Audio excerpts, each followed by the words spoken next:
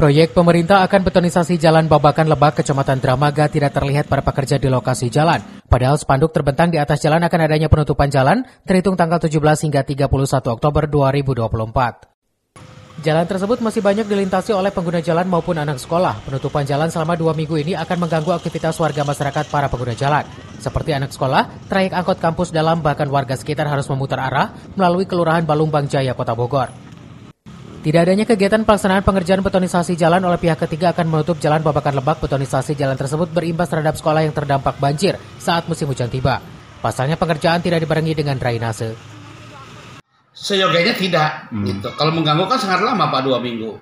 Terus aktivitas KBM kalau mengganggu tidak bisa dihentikan. Saya juga bingung harus lapor ke dinas dulu kah atau seperti apa gitu. Atau mungkin saya koordinasi itu dengan Dinas Kabupaten Bogor, seperti apa bagusnya gitu.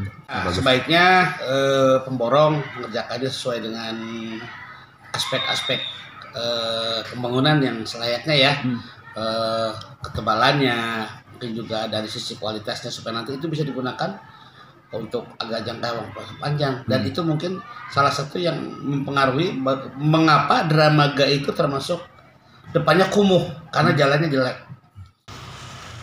Lebih lanjut, dikatakan Kepala SMP Negeri 1 Dramaga pihaknya tidak akan meliburkan sekolah terhadap siswa-siswinya, meskipun akses menuju sekolah ditutup adanya betonisasi jalan.